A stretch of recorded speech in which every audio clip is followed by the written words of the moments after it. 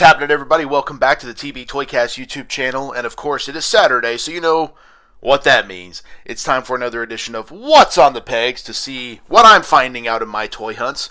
And of course, I want to know what you're finding in your toy hunts. You know, a lot of things are happening recently. I know a lot of people are finding the new WrestleMania shipper. So if you're seeing that, if you're a wrestling figure fan, drop that in the comments down below. But as of this recording, I have not seen one yet, but they are popping up in a lot of places. So a lot of new wrestling figures hitting. But, you know, if you're finding something cool, something unique, something different, drop it in the comments down below. Hit me up on the Instagram at TBToycast and let me know what you're finding. Of course, like I said, this is episode 10 of What's on the Pegs. Doing this for 10 weeks now, which is kind of crazy. And it's always kind of cool to see the different things that we are finding. And as you all know, I hit a bunch of different stores, from vintage toy stores to our big box stores like Walmart and Target, always looking for different stuff. But this was actually at a vintage toy shop I found these. Some of the original San Francisco Toy Makers WCW figures. We got Diamond Dallas Page and Curt Hennig there. I always got this was interesting because Curt Hennig's name's actually misspelled. It's Hennig, but it was actually Hennig. That's how it was spelled. And these were actually not their worst offering, but far from their best. You know, I do know they started off with like the LJN style figures, you know, non-movable, big rubber, which those are fun now, but back in the 90s, you were like, oh, these are dated. You know, they didn't seem that great. Then they came out with the vibrating figures. That was an interesting time. And then these, where they had articulation, they had action features. They were a far cry from the WWF line at the time, the Jakks Pacific line, but again, it was the debut figure of Diamond Dallas Page. I believe it was the very first Raven figure we ever got was from this line. Goldberg's debut figure was in this line, and a few others. So there was definitely some good ones, but all in all, it probably wasn't the greatest. This also had WCW's first ever Bret Hart figure, which was always kind of interesting to think like, oh wow, because Bret Hart always felt off to me in WCW. So even getting a WCW figure of him was like, wow, that's so crazy. So fun to see, but they're ultimately just probably not the best figures. Who watches The Watchmen? It was cool to find these on the pegs. These were, of course, I believe offered from Matty Collector back in the day. And it was 6 figures, and they were actually in the same scale as the DC Universe Classics. These are of course, from Mattel. I mentioned Matty Collector. And so if you had a DC Universe Classics collection, these fit in perfectly. And I always thought that was cool. And I'll be honest, with McFarlane going so deep into the DC Multiverse line, I'm really surprised we haven't seen Watchmen yet. I really would have thought those would have happened.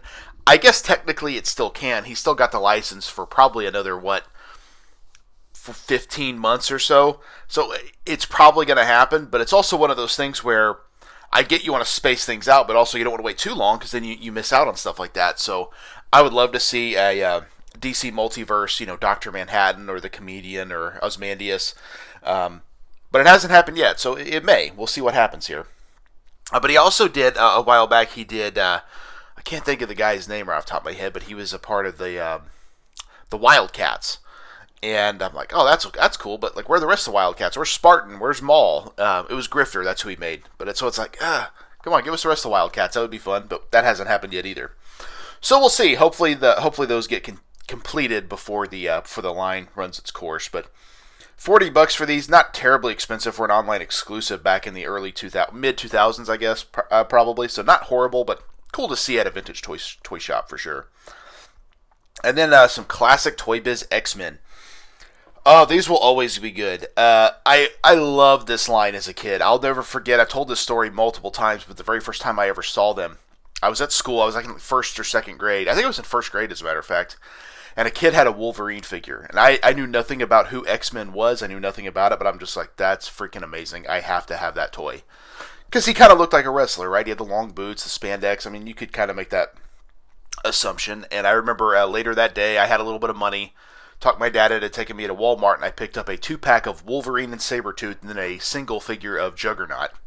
And I thought these guys were just freaking awesome. And then, of course, you find the cartoon, the trading cards, the comic books, all that stuff, and it was just unbelievable. But you got Phoenix here, which is actually a little bit of an expensive one, as you can see. Bonebreaker and GW Bridge. Of course, the X-Force was kind of like a separate line that I didn't even realize because they all looked the same. But these were great. Love these so much. They're still fun to this day, but yeah, the Toy Biz X-Men line, all the Marvel lines in general, but specifically the X-Men line was absolutely a home run. Spawn figures will always be fun. We got Blood Queen. We've got a Dark Ages Spawn. This is kind of when they went a little bit more anime style. I didn't like those as well. Of course, Blood Queen is actually part of Wetworks, but it was all kind of the same thing, right? I mean, I think we all know that. I always thought these were cool. I've told this story before, being at a birthday party. I'm 10 or 11 years old. This kid gets a Spawn figure of some sort, and I don't remember the character, but it was a little freaky looking, and his mom just had that look like, oh my god, what is this? But he was like, how cool is this? This is awesome! And his mom's like, yeah, this is before the movie. And I remember the HBO cartoon, even back then, I kind of knew it was like, ooh, I probably shouldn't be watching this. This would not be approved in the house type of thing, and a little dark for the time, right? A little dark for the 90s, maybe.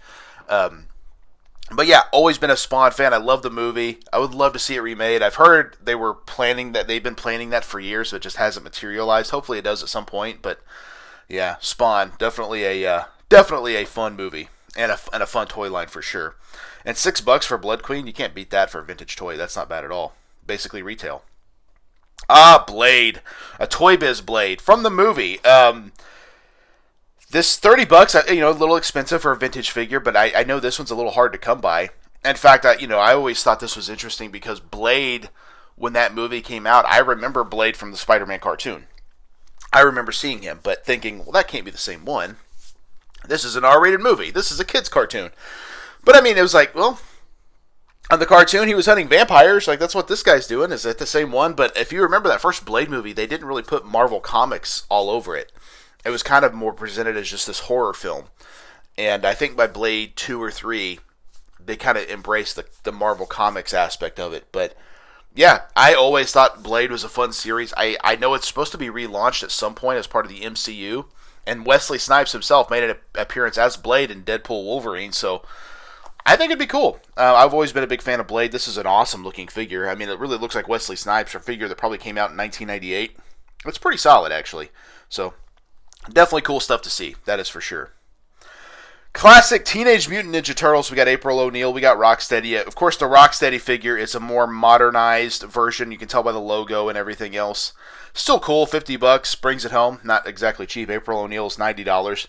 I don't know. This is probably a re-release. I would say the bad thing about Playmates is they re-release their own figures so many times that you don't really know which one you're getting unless you really look. And I'm sure you'd have to look at the copyrights and stuff. My guess is this is not like a 1988 April O'Neil Minton card. That would probably go for a crazy amount of money.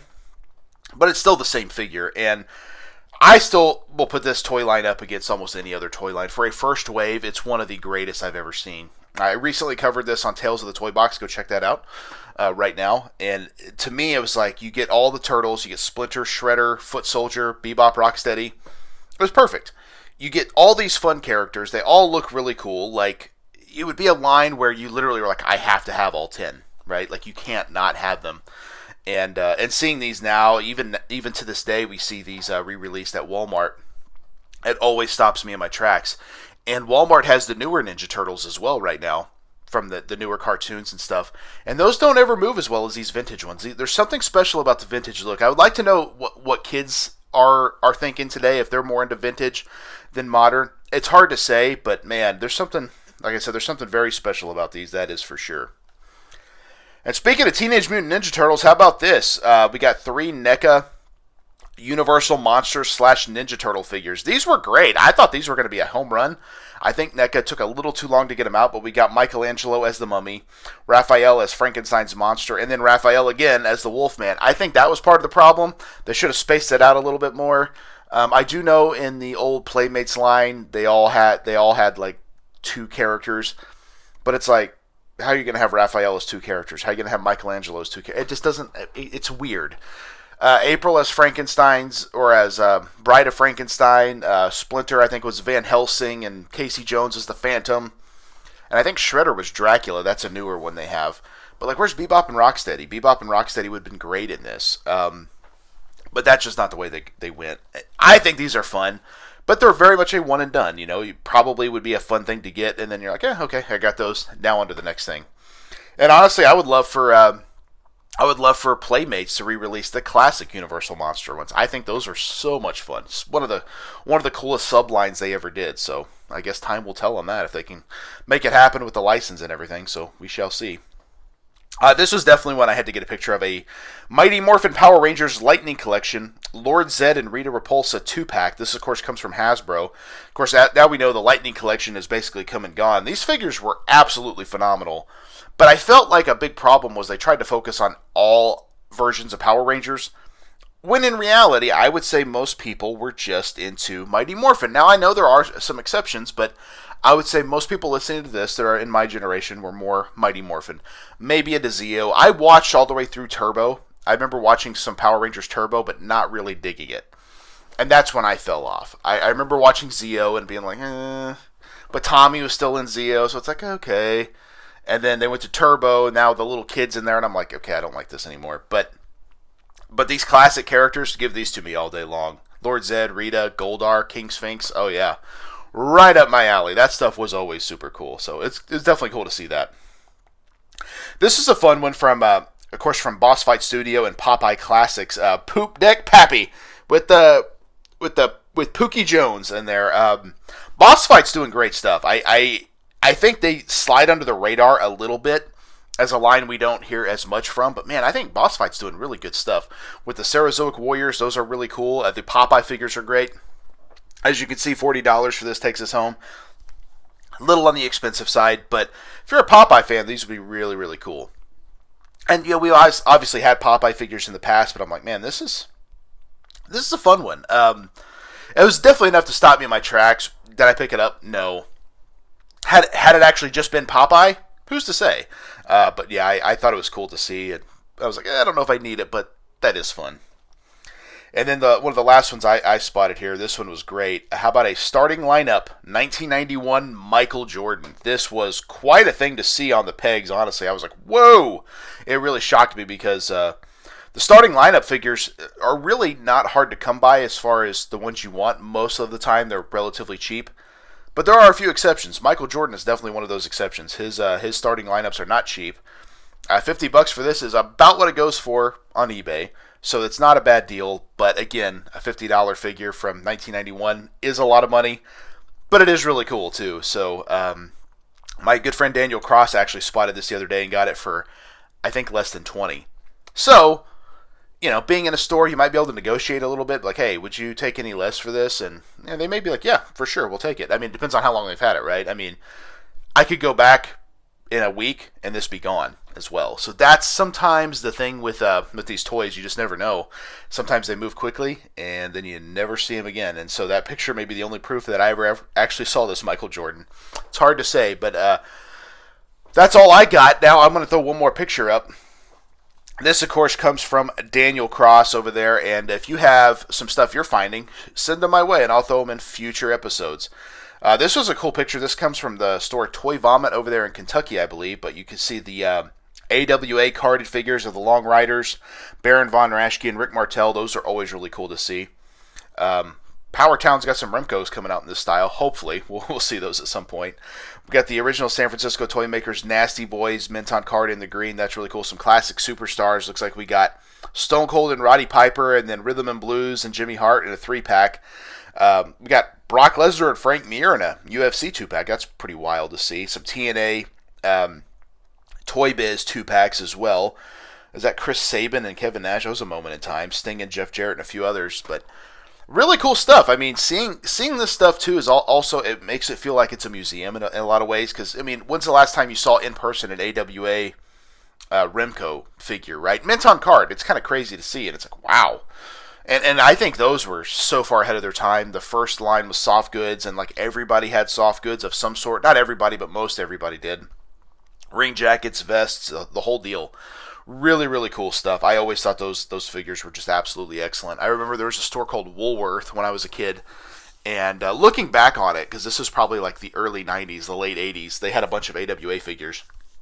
Probably stock that didn't sell it like Toys R Us they would get. But it was new to me, so I didn't care. I always thought it was great. But yeah, seeing these figures is awesome. So yeah, big thanks to Daniel Cross for sending that my way. And like I said, if you see something cool, send it my way. I'm pretty easy to find on Instagram.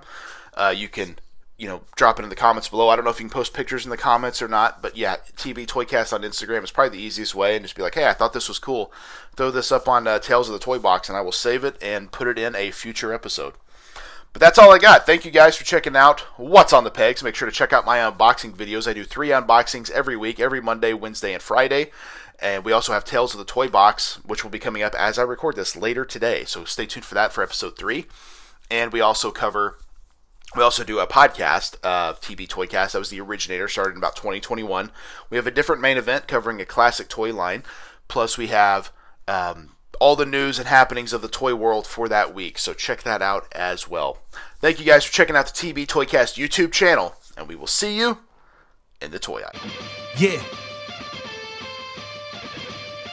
One more time.